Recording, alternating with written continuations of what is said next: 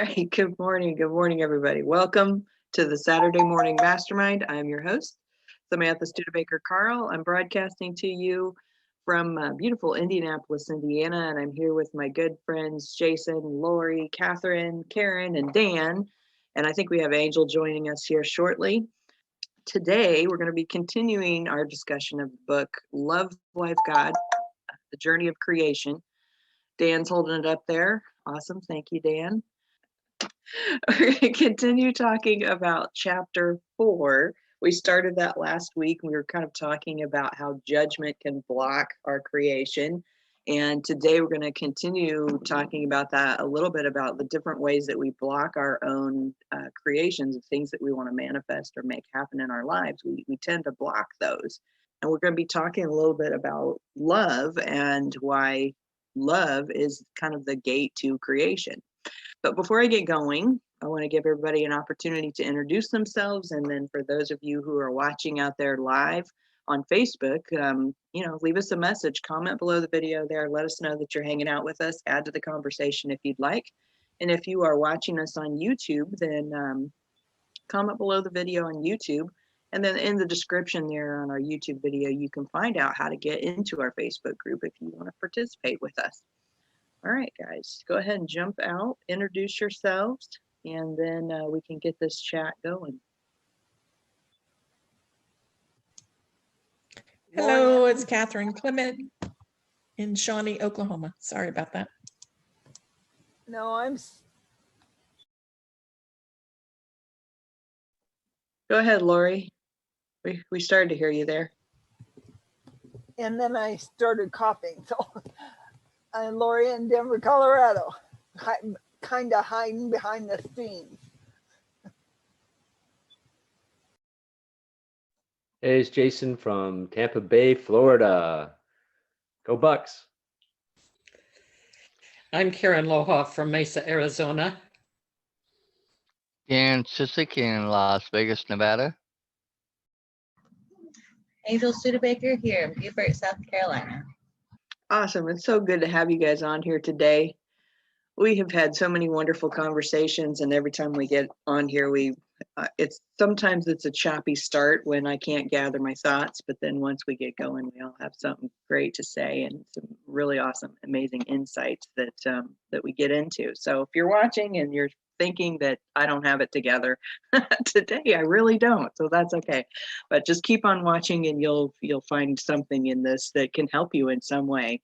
And so anyway, today I wanted to just read a quote that I found in the chapter to kind of get to spark our discussion this morning. And this was in, I don't know what page it is because I'm on Kindle and I printed it, and who knows what page it actually is. But anyway, chapter 4, a few paragraphs in, and it's talking about, says the speed and directness with which you receive what you are asking for and how closely the manifestation resembles what you think you've truly asked for is all directly related to the amount of allowance you hold. That is the divine love you have, the love for yourself, the love for all that you are, the love for your desire, the love for your creation, and your ability to receive through that love. Love is a gate through which all things must enter. But you have to release your picture of love so that you may experience it in all of its wondrous manifestations. And so I kind of wanted to talk about that a little bit. What do you think he means by releasing our picture of love so that we can create what we want?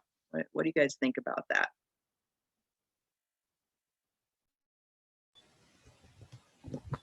I'll jump in. I think that we all have an idea in our minds of how things are or how they're supposed to be. And if we release that concept, it allows for a lot more than what we can actually see or have experienced. Lori, that made me think way back to my first days at university and being involved in the survival program. There was a couple that they were just darling, they were just kind of an ideal couple I remember hearing them talk about unconditional love. Anyway, I was trying so hard to understand unconditional love, and I just really, I could kind of, it was like seeing them almost as poster children for unconditional love, and me on the other end, just questioning, just trying to grasp what that could be like. Um, Sadly, she died not too long after that, very young. I can't remember if I even had any idea what that was, but I've certainly got the memory of trying to uh, trying to grasp what unconditional love is. And we're talking about self-love. We're also, I was looking in my Kindle, there's a sentence that says, divine love is the love for which, the love in which you, your creation, your expression knows no bounds. To experience divine love directed at the source, divine love of who you are from all you are, and vice versa, is to truly free up your vibrations and free your being. Um, I, I asked last week if anybody else here on our panel had a difficult time trying to understand self-love. And I guess I'd kind of like to throw that question or a similar question out about divine love and unconditional love, and how we do that for ourselves.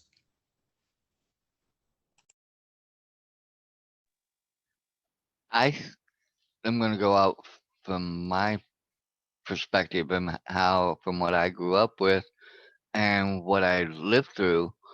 But I always go back to the one real constant in my life when I was growing up was my grandparents, and more so my grandmother than my grandfather.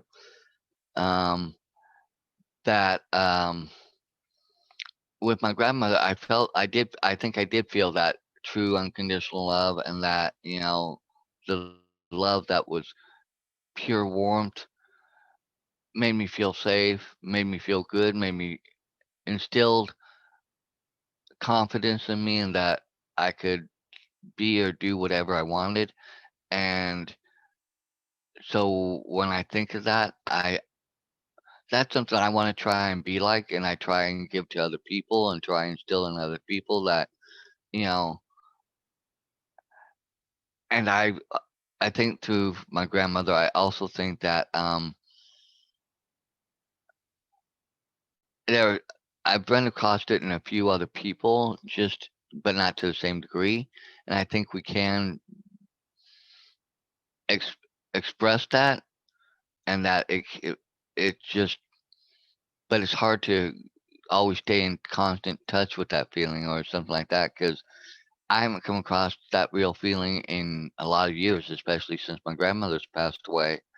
Even within my own family, while I know they love me and I'm, loved, but I don't feel that it's not that same degree, and I find it hard for myself to stay in that realm with everything going on around me and all the crap that's going on in the world. And I think when I go back and think about my grandmother, that's when I kind of reconnect. And it's even by thinking about her or focusing on her, or that feeling that I go back into in my mind, and so I think we can do it. I think it's just hard to stay in it because of how we let so many other things cut it off, so to speak. For lack of a better way of saying this.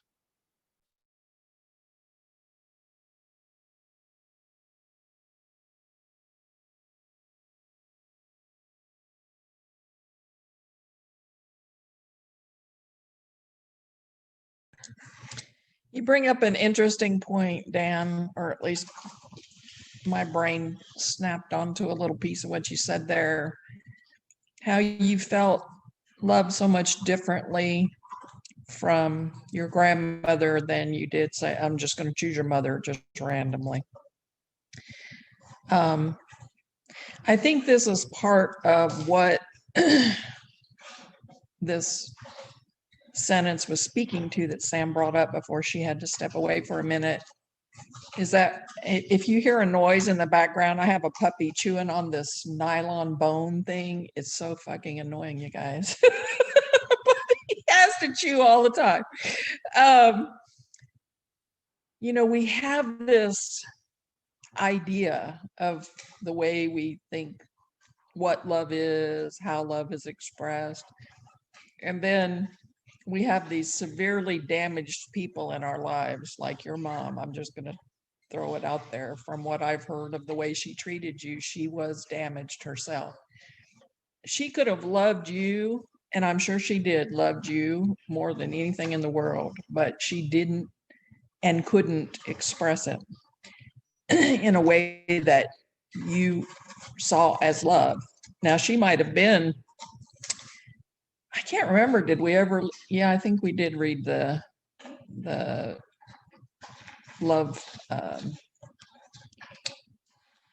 you call it, the love things, the different ways that people love each other and accept love and give love. And she love might have been languages? expressing love languages. Thank you.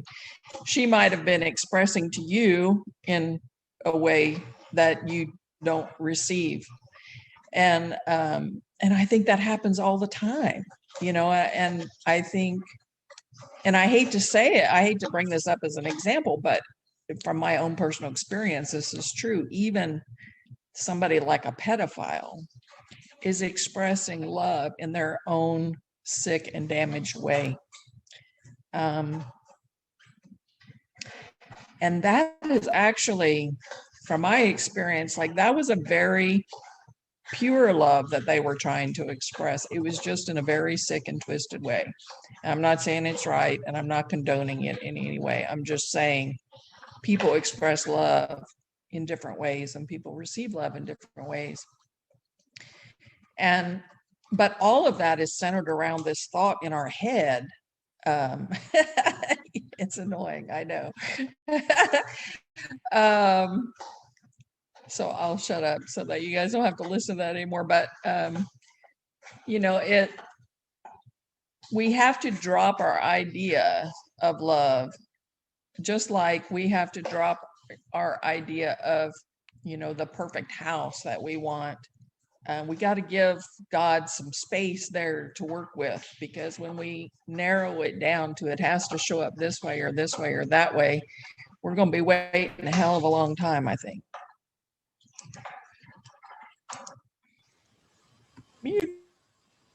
I agree, Catherine. We only can love from what we know. And if that's what we've experienced, it makes it difficult. That's why there's so much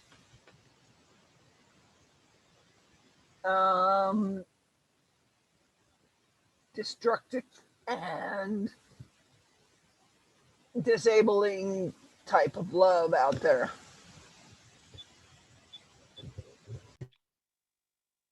That just made me come up with a thought, from what you were saying, both you and Lori were saying, Catherine. And besides, the dog is just being a dog, the natural dog, so it's normal and natural. So I look at it this way: yes, it's annoying, but it's natural, and he's just putting out love in his own way by enjoying that whatever he's gnawing on. But going back to what I was saying, I think the other part of this is too based on how the book is showing stuff, and based on even some of my own thoughts of how I look and connect with God, or in that sense. And I think that somehow from our original state, when before we came to exist on Earth and in this plane, that yes, when we were all one, that it was all love, and all that. And so we've somehow, being here on the earth, there's that disconnect, and trying to get back to that connection, or to that original sense. I think that's what we're all looking for and trying to all get to deep down, if we're honest with ourselves. But at the same point, we don't know how. And so a lot of people don't open themselves up enough to try and search for the ways, or search for how. Um, Me, I think I find it through my faith and what I believe in. But I think that's part of the issue. That's part of what we're all trying to get back to, is that pure love. That's just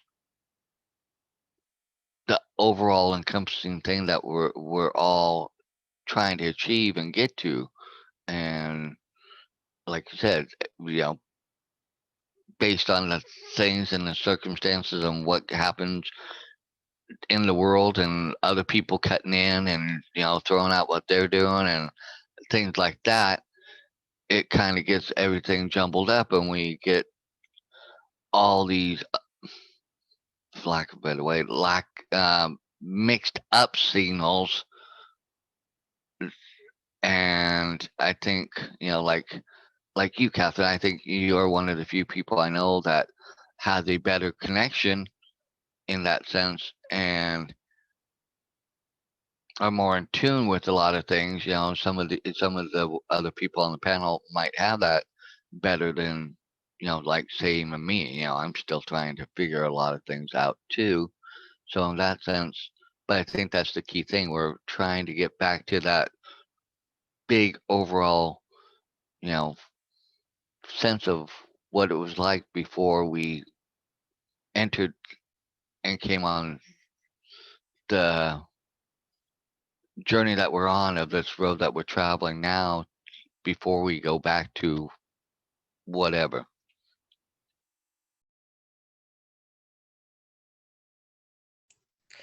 I was really feeling like I had an incredible insight when Lori and Catherine were talking about the 5 languages of love.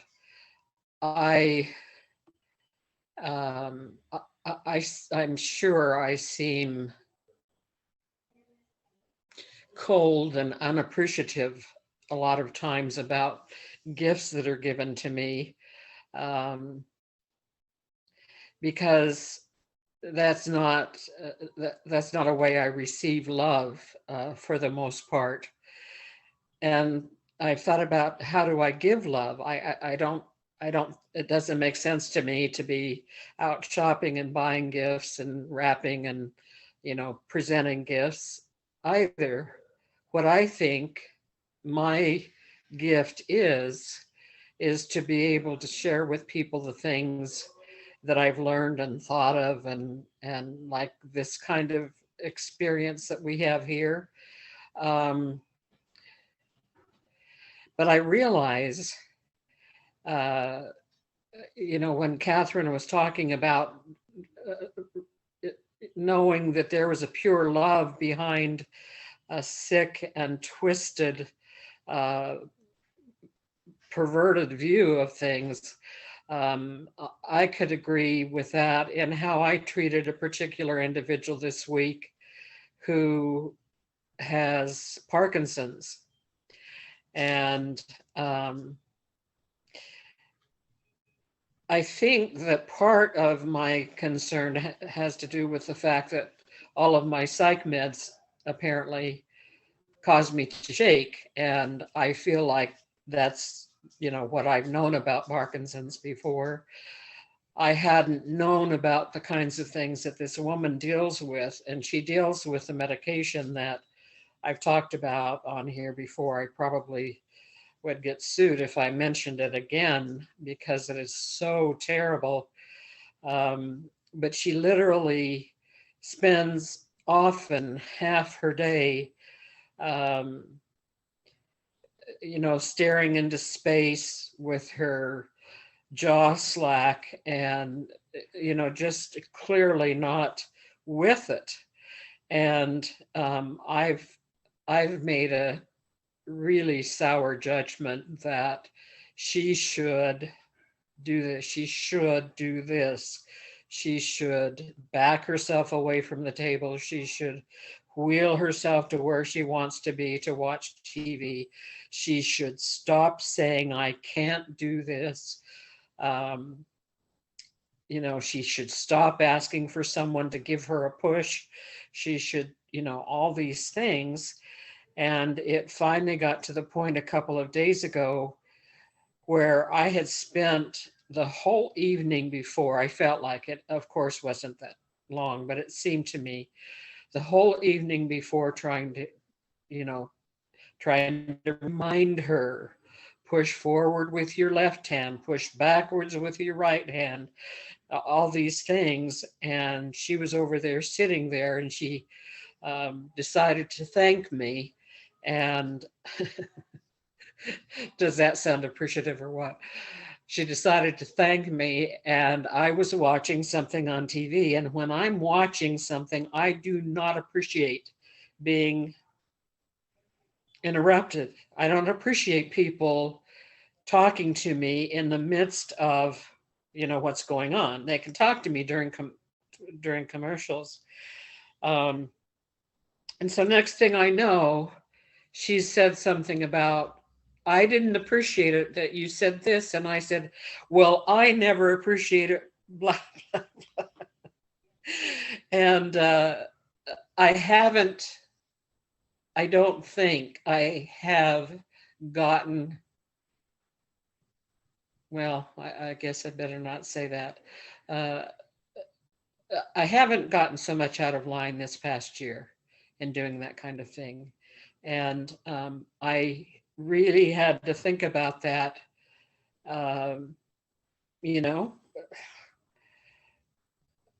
It is a judgment, and it's certainly not acting loving. And, there's something for me to hear with the way that's different between people and how they give love. I mean, I really think she's going to get to the point where she can't do a damn thing, but lay in bed. And so I think I'm doing something to offer to her to say, do this on your own. You can, I know you can. But it certainly doesn't come across loving when I'm behaving like that. Right. It's I get what you're saying, Lori. I used to be like that. I mean, when I was watching TV and really into a show, and somebody has their own thought and they want to start talking to you, and it's like, can you wait to a commercial, or be a little more thoughtful about that, or but it would it would rise up in me, and it'd really irritate me. I may not act badly toward them, but yeah, I may not react exactly the way they want, or tune into what they're thinking or wanting to say. So but it's been a long time since that's since I've felt that, especially today, when you can, most of the time what you're watching, you can pause. Back in the day, you couldn't do any of that. So I wanted to kind of touch on what the the book was saying in regards to speed and directedness of that love is a gate, and that it's like related to the speed and direction or directness of which we receive, and the resemblance of the manifestation to what we are asking for. And in I think in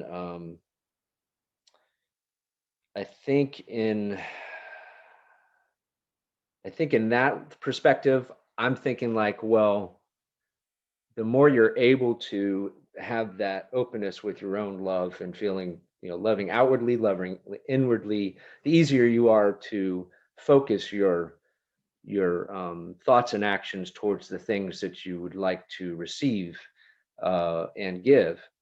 So there's not all this clutter kind of a thing is the way I'm looking at it.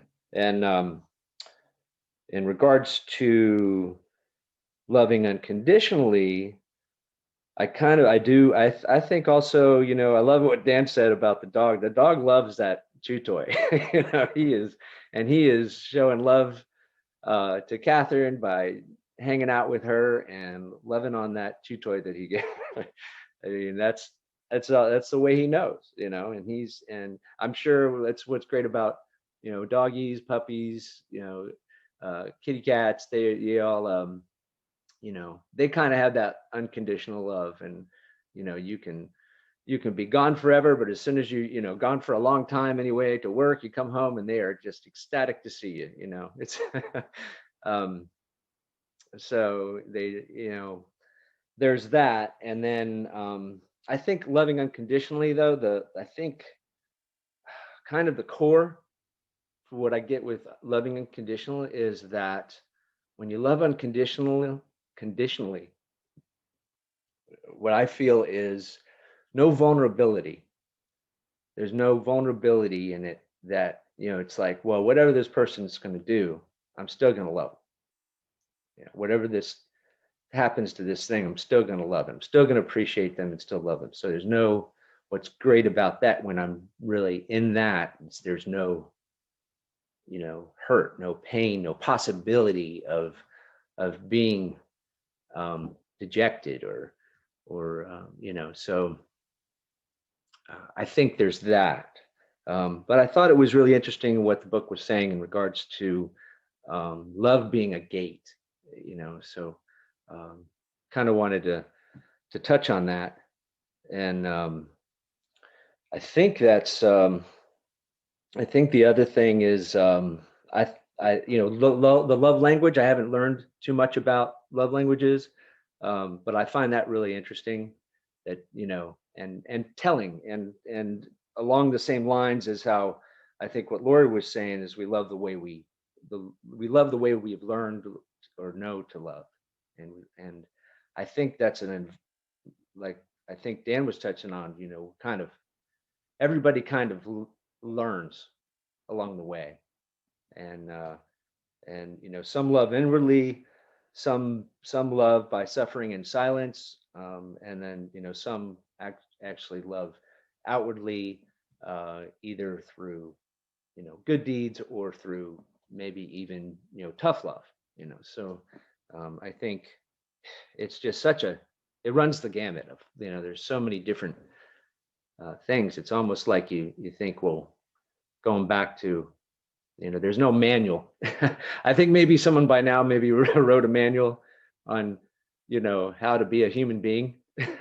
It's possible. I haven't looked it up, but there might be a manual out there like, hey, these are the basics, this is how you can do it this way, and then kind of fill in the blanks. But most of us don't get that. We're just thrown into whatever type of life situation that we have, and that can be it can definitely have definitely direct us in one way or the other.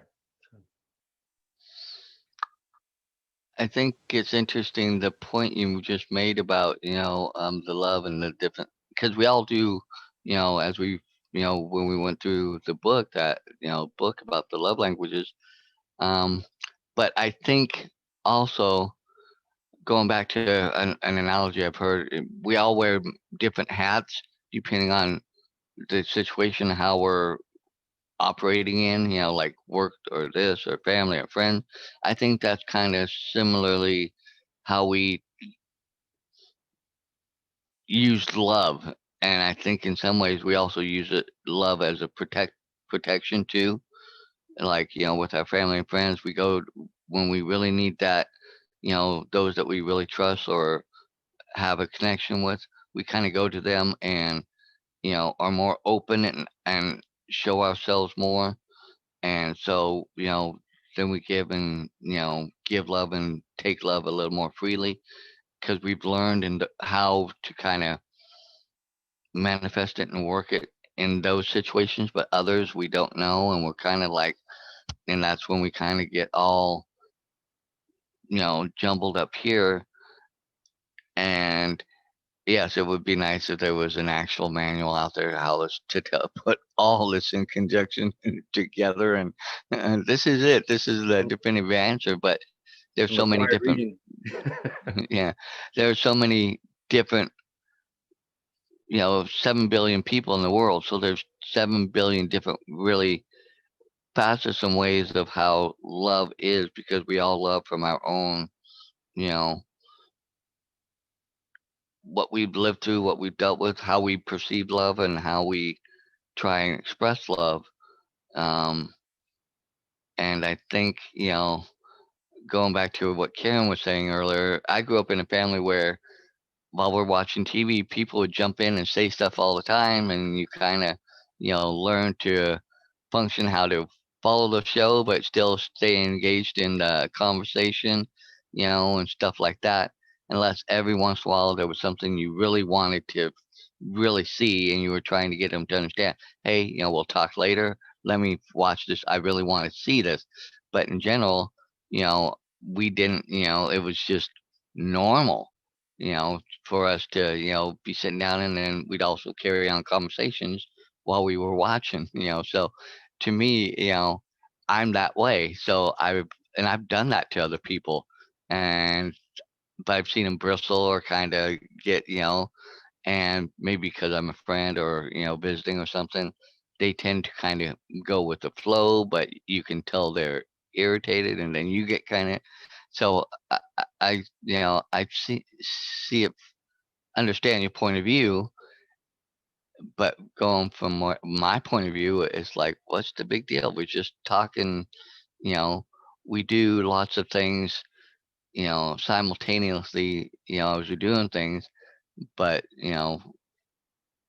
that's kind of, so it's interesting to hear, that point of view, and going and having to kind of learn and go, okay, there's sometimes when I've got to switch, and it's sometimes it's hard for people to switch that, that mode to engage in another gear, and, you know, look at the other person and try and go from you know, their love angle, so to speak. And I think sometimes that's where we have problems is, switching gears in ourselves too. Yeah. Did you have a lot of siblings? Yeah. I've noticed that with different, with people I know that, some have had big families, grew up in big families, and they just have a much easier way of dealing with certain things like that, where you get interrupted a lot, or having a lot of different dynamic personalities around all the time, and being able to go from one to the next, So I only have one other sibling, and that I grew up with, and they were 4 years apart, so we weren't into the same things, and so we weren't, a lot of the times I was almost like I was an only child. So, but I realized when I was younger that growing up in a household with a lot more people in it would have probably helped to at least alleviate some of that, or you know, just allowed me to have more of that interaction, and better able to deal with that. But at the same time, I realize when it's times to switch on and off, and there's times where other people need to switch on and off, and just being able to through nice gentle language, let them know, oh, I realize you have something on your mind. Can we talk about it a little bit later? I'm going to finish up with this, and I'll be right with you, type of thing. So but That's really interesting. And then I guess, you know, I think what maybe you can expound on it a little bit, Karen, but maybe what you're kind of getting at is that sometimes, we sort of, we have a knee-jerk reaction to what's happening. Um, we don't really necessarily have the thought of not being loving. It's not, doesn't mean we don't care, but it's like, whoa, what's going on over here? And now I'm missing this, and instead of, um, actually thinking, we just sort of react. It might come out the wrong way. Um, but hey, that's what apologies are for, right? And you know what I've found out, that a lot of the people out there that get along, or not, they get along, but also, man, it's a lot of the people that maybe I don't even agree with the way that they do things, but they just do whatever it is they want, and then they just say their whole mindset is, well, I'll just say I'm sorry later. I'll just ask for forgiveness later.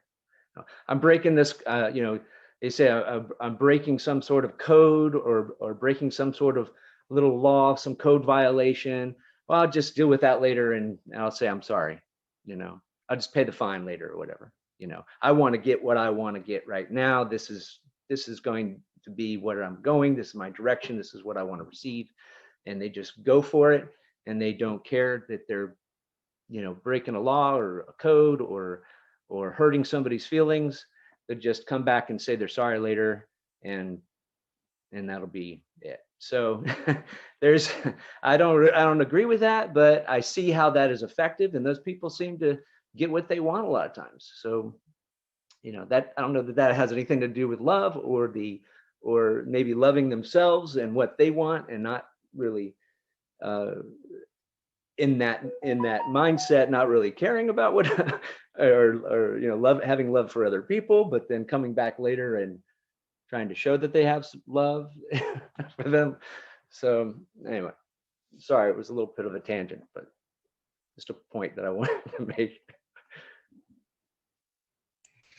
Well, I think that's where this kind of a treatment of a book comes in really, really handy, when there's several of us talking about, the different aspects that we recognize we need to learn, or we need to consider. And you, Jason, were asking if there is anything like, how to be a human being. There really actually isn't. That I think is what it's called. It's just like 11 steps or something like that. I've actually put it on one of my websites, and this is why I'm where I'm at. I can't think of it to save my life. The name of it, the name of my website, but it has that on there, and it's just great. It just tells you, when you take on a body, you do this and you do that, and that was really good and helpful. And just this morning, I happened to look up self-love, and ran across someone's writing about things that you can, it was called 13 Things Women Should Do to Love Themselves.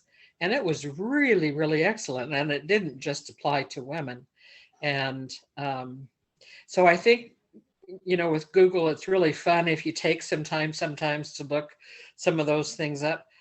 You really do get an entire different perspective on some of the things that we're reading about. And which just reminds me that one of the gals here that I wanted to listen, I wanted her to come to be a part of this. She says, you just read your books are just too difficult. And I think sometimes, like I'm throwing out, does anyone else have a hard time with self-love? Does anyone else have a hard time with divine love, with unconditional love, and that kind of thing? That those things in the context that they're in the book of trying to get us to change how we see ourselves, how we love ourselves, are difficult. And not everybody wants to learn them. I think all of us here really enjoy learning all that we can about those kinds of things. And I'm really grateful. I mean, I say it every week. I'm just really grateful for all of you coming to this and sharing what you share. What happened to your puppy? Did your puppy stop chewing? I'm not hearing the puppy anymore. Oh, you're muted. Oh, I'm so slow these days. All right, that's it.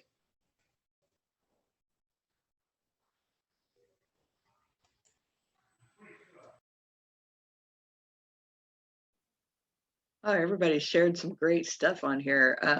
Thank you for reminding us about the 5 love languages, Catherine, because I think that's a great reminder of how we kind of define, we have these ideas of what love is, and we don't even realize people in our lives are showing us love because we express it in a different way. I kind of wanted to segue a little bit. It's talking about we have to release our ideas of love so that we may experience it in all of our wonder, in all of the wondrous manifestations. But why do you think our picture of love, why do you think our ideas about love actually block what we want to have show up in our lives? What do you guys think about that? Why would that block it?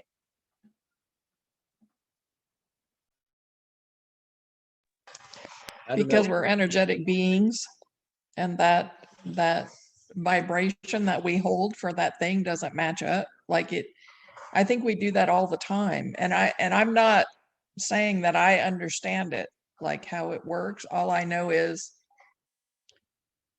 when I hear people talking about what you're wanting versus what you think you're wanting versus what's actually showing up versus what you're allowing versus what you're blocking.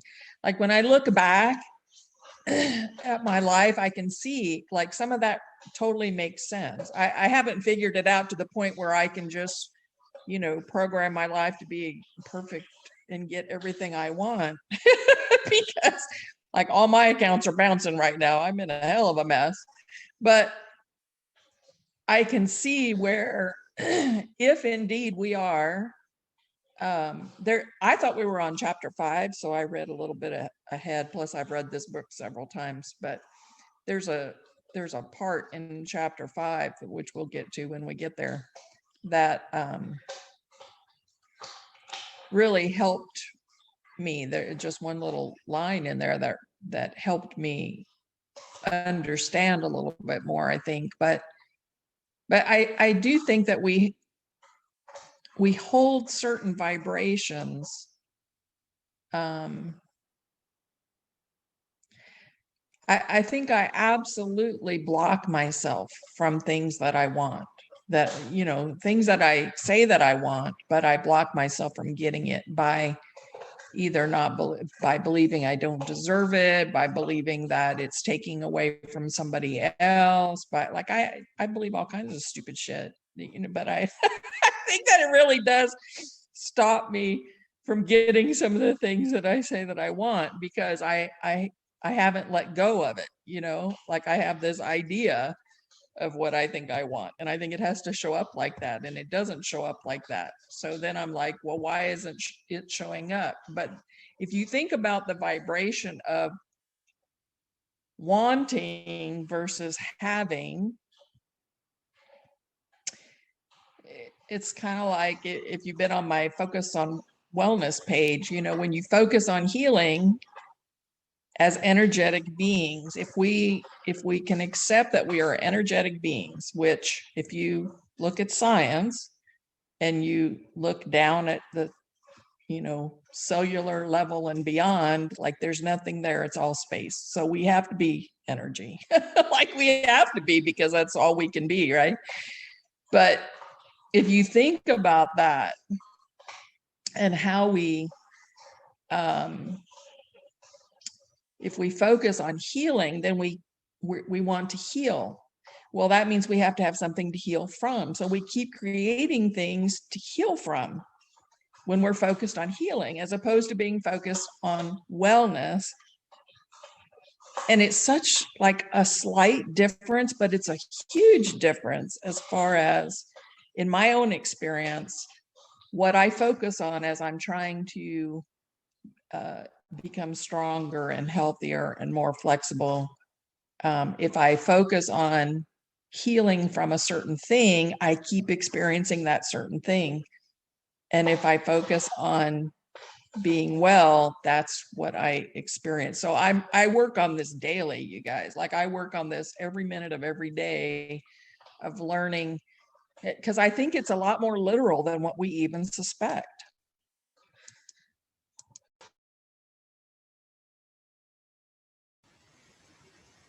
That's a very interesting topic. And I was diagnosed with MS in 93, and I have tried so many things, to add to my body.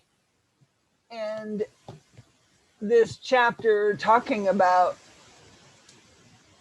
accepting what is really makes it difficult for me to understand maybe all of the influence around, oh, MS, you can't heal it. There is no cure. There's no, all of that being in my mind and in my space, if you want to say, really having an impact on that and how to release that.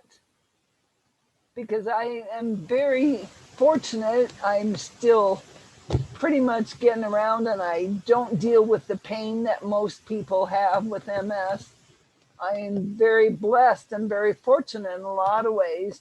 And I refuse to get into the big pharma stuff. I take 0 medications very, very rarely. After I think I had a bout with COVID, I agreed to 6 days of prednisone. And it kind of helped for a while, but I don't want to be on that the rest of my life, And so how we balance all of that with us having free will and loving ourselves. It's just another big ball of conundrum. Which way do I go? Like the rubber band ball, it's all twisted and I don't know. That's good enough for now. I guess I'm gonna have to delve into your website, Catherine. I know I have it and I just never get it done. I'd like to hop out because what you said, Catherine, struck a thought in my head. And, I know you're really in tune with the energies and with all that. And it just occurred to me, and it was occurred to me also, I guess, why Lori was speaking that it's this is kind of part of the problem that, we were talking about how the way we're raised, our experiences is kind of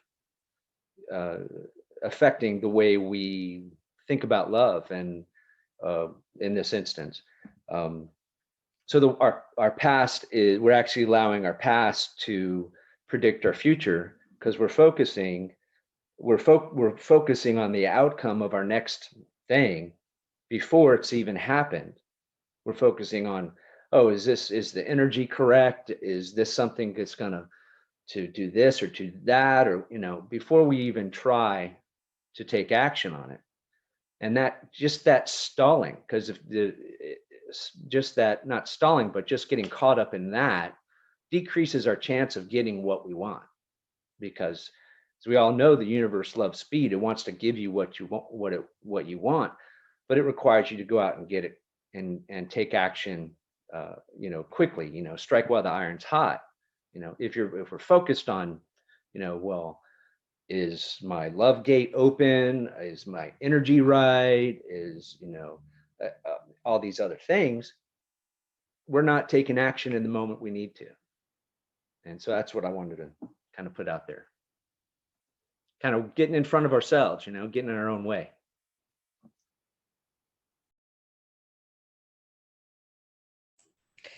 Speaking about taking the action that we should be taking, this morning, I had gotten up and stayed up till we met. Usually I can't do that just because I get sleepy and I nod off and, all that kind of thing. But as I read through this and came to the end, I almost was surprised that there wasn't a recommendation to do any writing, because it seems to me, the question came up, is visualization a problem, or should we do that? And it can be good or it can be bad in terms of stopping us. If we get more excited and our vibration goes higher as we visualize, then we anticipate the end result will be, then it's stopped us. And I thought about how that has affected me at times, because I can visualize quite well, and I can get all warm and fuzzy about the things that I want during that visualization period, and then go throughout the rest of the day, really, I think part of what goes on in my head is, do I want to trade what I'm really experiencing now for what I think I want? And I think I've possibly had that rut as one of my ways of thinking for quite a long time, and hadn't realized that. But anyway, going back to writing, I have mentioned here the 750words.com. You can write there and think further what your desires would be and what your visualization can come to. I'm missing something there. I can't think what it is that I want to put out there, but I know. There's a man that possibly all of you have read some of his books, and he talks about writing at least 10 ideas a day. And there's the same gal here that I want to participate with us, but she says our books are too heavy. She has ideas all the time, and it's fun to listen to somebody who's coming up with an idea, because I haven't had the opportunity, except for a situation like we're in, to talk that much about ideas. And it is really, really fun, to have it just almost, you can see in a person's mind how they're coming up with those ideas. And it all has to do with what we want our lives to exhibit to us. I hope something I said in there made some sense. Well, for me, I do get a lot of what you're saying, but I think everybody's got to find the way that works best for them as their conduit for what gets them either excited, flowing freely, or whatever. but sometimes people don't know, or they haven't learned enough, or they aren't, as in touch. So they may not have realized it yet either. And I think that's the other problem that we have. We're getting into um, understanding how to even try and open up to get to that point of where we're in the mode of pure love and acting in love, and putting out what we want to put out, so we hopefully can receive what we need to receive. And I think that's the other part of the issue and problem that a lot of people have. And I know for me, like being a part of this group over the years, it's opened me up to some things and helped me understand some things and look at things, um, and take a different view of things, and try and get better in touch with myself for some of those things, so I can feel at the highest vibrational level, or the highest or the best self that I feel when I had those moments. And even if I go back in time, sometimes I can't remember all those moments. I know I've had them, and I can kind of get a sense of that feeling I had. But it's like in that moment, I didn't realize it, and I didn't stop, like going back to what you said, being in that moment and taking that moment, there, Jason, to kind of wait, pause, and say, okay, what is it that's helping me create this moment, or what is creating this moment, so I can be mindful of that, to store that, so I can then remember that vibration or that feeling to recreate it again. Um, and I think that's something that we're all chasing after as we go through life, you know, and for a lot of people it's elusive, and some people have a get close to it. I think, I'll be honest, I think Catherine's probably, to me, what I would exemplify as somebody that's probably closest to attaining some of that, because of her openness and the type of person she is. I know you're saying no, but but when you're looking at it from somebody else's point of view, you know, I think it gives us all, some of us, that little hope that we can inch forward and closer, because I think you do have a slighter, better understanding of some of those things. I'm not saying you have all the answers. I'm not saying you're even remotely close, but I'm saying I think you're closer than some people. So I think that's the other part of it. We're all still trying to elusively figure that out too, but we don't take that moment to stop and really go, oh, this is what I've been wanting to feel, or this is what I've been, you know, needing. Okay, what is it that's really encompassing this, so I can carry that forward and put that back out, so I can continue to receive it.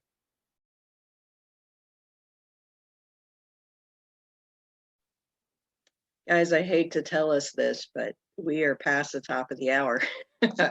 And I know that we all would love to keep on talking all day long, and maybe some of us could, but I know there's others of us that that need to go on to other things today. So let's just share kind of a final thought, and then we'll wrap it up for today, and we can always continue our discussion next week too. Everybody share final thoughts on how our ideas of love might be blocking love from coming into our lives.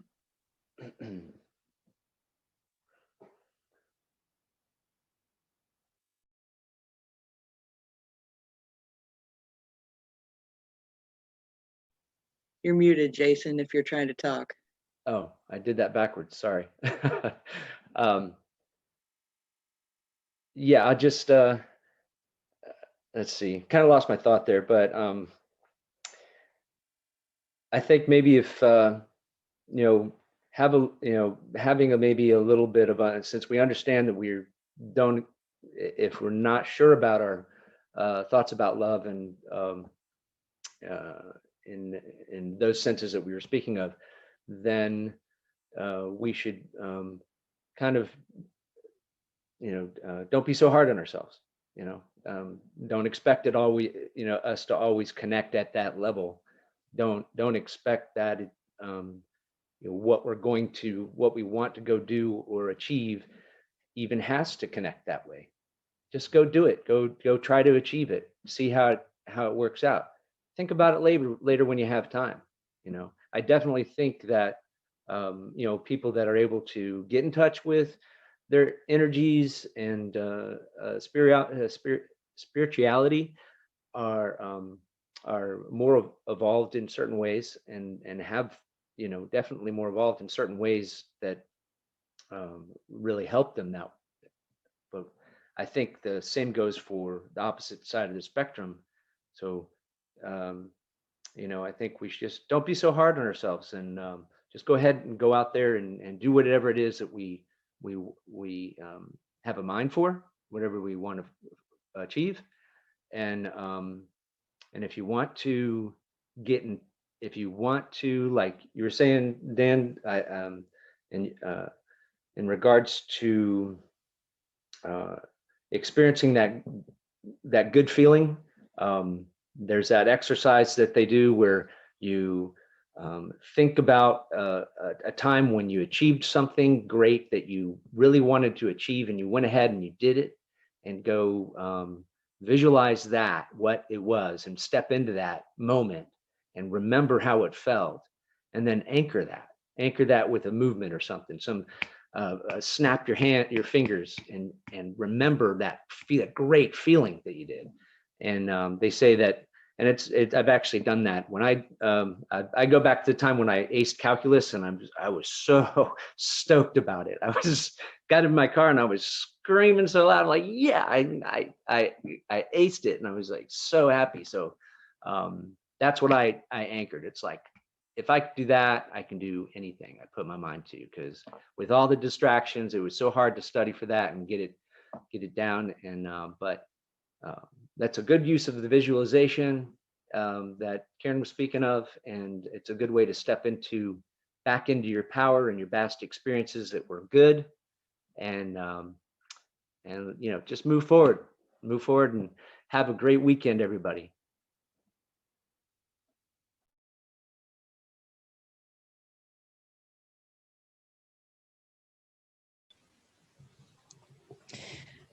Well, I just want to, We're good at that, aren't we, Catherine? yeah, go ahead, Lori. Go ahead. I was just saying that I struggle with the visualization part, and the experiential part, that, life has been this way, and how can I direct it out of loving myself there. Anyway, it's always a great discussion, and look forward to next week.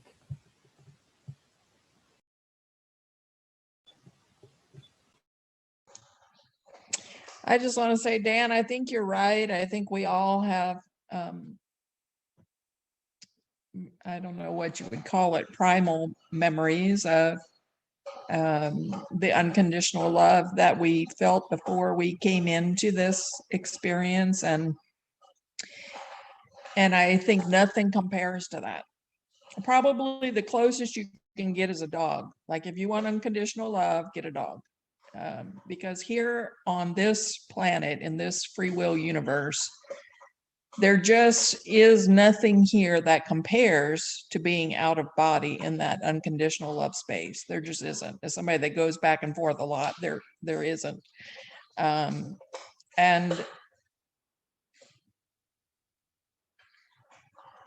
the best that we can do, maybe it's not, maybe the question isn't, is it right or is it wrong, or do I agree or do I not agree? Maybe the question should be, does this serve? Because there are a lot of things that happen in this life that we don't like, but they serve. And they may not serve us. Maybe they serve somebody else. Maybe they serve the collective consciousness, whatever it serves. So have a great week, everybody. Love you guys. Yep, looking forward to the continued discussion, and I love getting on here, you know, for every week that we get on and for as long as we've been doing it.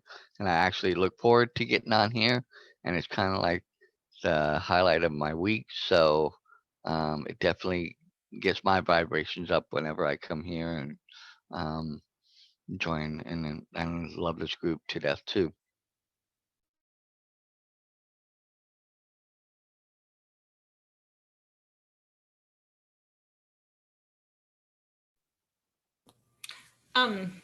Hi, I'm a late arriver. I kind of forgot this was going on, but I'm not working this morning, so I was able to hop on here. And I just want to say I've listened to this book on audio all the way through, and I've gone back and listened to certain chapters over and over. And at first I was kind of closed-minded, or I don't even know if closed-minded is the right way of looking at it, but just kind of blew my mind a little bit, some of what the conversation of the book, basically, and caused me to think about things maybe in a little bit different way. And just, I hopped on here right around the time you were talking about the love languages book. And I think that's true, that I hadn't thought about that, that we can block love a lot of times without realizing it for a lot of different reasons. Maybe it's double-mindedness and our own, what we feel like we're worthy of, or if we're sure about doing something or not doing something or whatever. But I never really considered how I might be blocking it based on the way someone else gives and receives love, and how I've put myself or them into a box. I sometimes call my box Mandy syndrome because I go back to a place of like my childhood or whatever, where I have these ideas about what people think about me or whatever. And in my adult life, I feel like I've become a lot more aware of that, and that it's not really about what they think of me. It's more about like what I think of myself, and just how I've kept myself in that box in a lot of ways throughout my life. So I don't know, I'm kind of like rewinding there back into the conversation, but I just wanted to say I've really appreciated this book, and I think it's been an interesting topic for me. And I've been on here a couple of times, and I always like hearing and seeing all y'all's faces and hearing all the different perspectives and whatnot. I always learn something or walk away with just a little bit different outlook on something or whatever. So thank you. And isn't it weird how Angel and I look so much alike? Sam too, but Angel and I especially. I don't notice it so much till we're side by side. Yeah. Well, she's going to show us. Yep.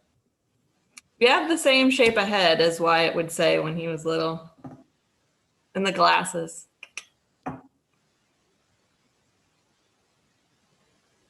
Well, I'm going to mute off. Have a good day, everyone.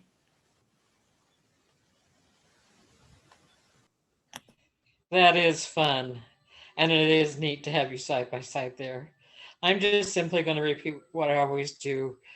I love all you guys. I love that we get together and do this, and we just enjoy when other people come and join with us. So if you're watching this on YouTube and considering coming aboard, please do so.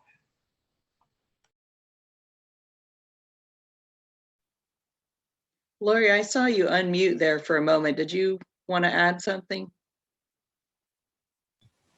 No, it was just a flick of my finger. It's what I deal with all the time. Sorry. Love you. I'll see you next week. Awesome. I gotcha.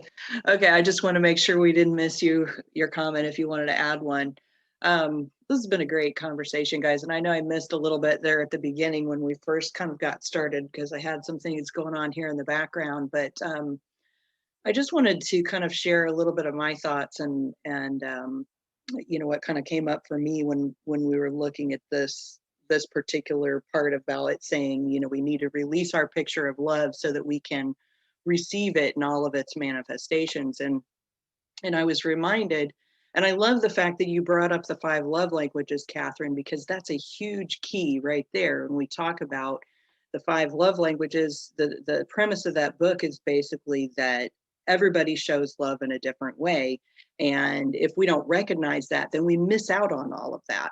And, for an example in my own life, I went through a really tough time, well, off and on throughout my relationship with my husband, as we went through a real bad time there at one point. And the main reason, I feel like, looking back on it, was because I wasn't recognizing what that love really was. I had this idea in my head of what love should be.